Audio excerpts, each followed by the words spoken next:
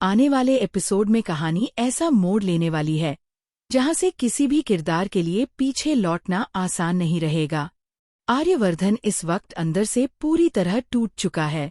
उसकी आंखों में नींद नहीं है, चेहरे पर बेचैनी साफ झलक रही है। माँ का एक्सीडेंट उसके दिमाग में बार बार घूम रहा है। वह हर एंगल से सोचने की कोशिश करता है, क्या ये सिर्फ एक हादसा था या फिर इसके पीछे कोई गहरी साजिश छुपी हुई है। आर्यवर्धन अकेले कमरे में टहलते हुए खुद से सवाल करता रहता है। पुलिस की थ्योरी उसे अधूरी लगती है, घरवालों की बातें भी उसे सुकून नहीं देती। उसका दिल मानने को तैयार ही नहीं है कि ये बस एक इत्तेफाक था। इसी उधेड़बुन के बीच अचानक उसके पुराने ड्राइवर की एंट्री होती है। वही ड्राइवर जिसने सालों तक इस घर की सेवा की है। उसका चेहरा उतरा हुआ है, माथे पर पसीना और आंखों में डर साफ दिखाई दे रहा है। वह हिचकिचाते हुए कहता है, सर, मुझे आपसे एक बहुत जरूरी बात करनी है। आर्यवर्धन झुंझलाकर जवाब देता है, काका, अभी मेरा दिमाग बिल्कुल ठीक नहीं है।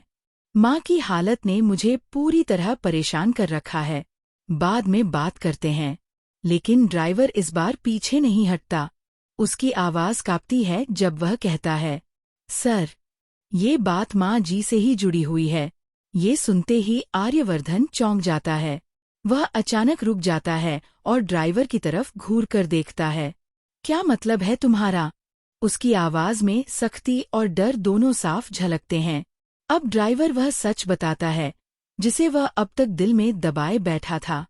वह कहता है, सर, जिस दिन मैं मीरा मैडम को हॉस्पिटल ले जा रहा था, उस दिन उन्होंने गाड़ी में किसी से फोन पर बात की थी। सामने वाले का नाम उन्होंने रघुपति बताया।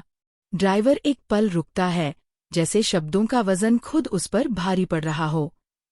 फिर वह आगे कहता है, मीरा मैडम ने फोन पर कहा था, काम हो गया। और फिर गुस्से में बोली, मैंने तुम्हें सिर्फ डराने को कहा था, माँ का एक्सीडेंट करवाने को नहीं।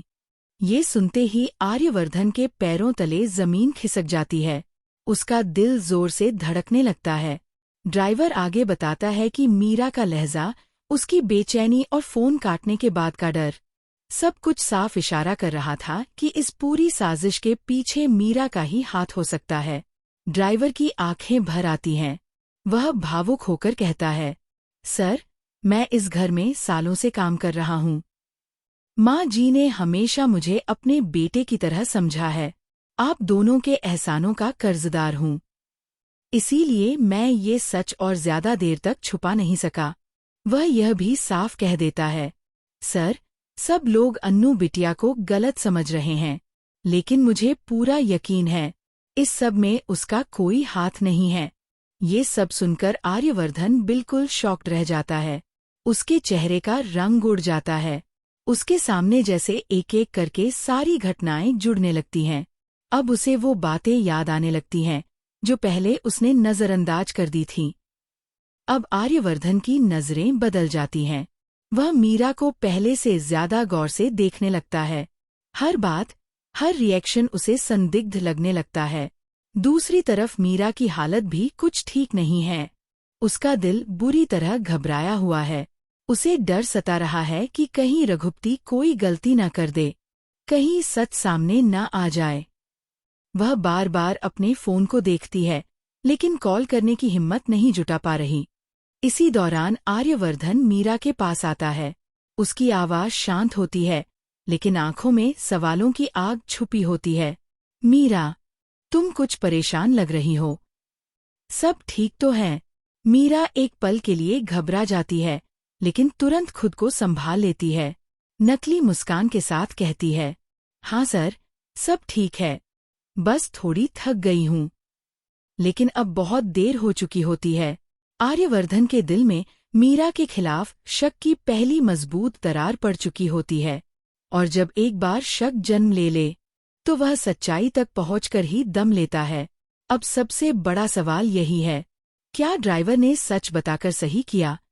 क्या आर्यवर्धन मीरा की असली सच्चाई तक पहुंच पाएगा, या फिर मीरा कोई नया दाव चलकर एक बार फिर सबको गुमराह कर देगी? आने वाले एपिसोड्स में हर रिश्ता, हर भरोसा और हर सच कसौटी पर खड़ा होने वाला है। आपको क्या लगता है? अपनी राय कमेंट में जरूर बताइए।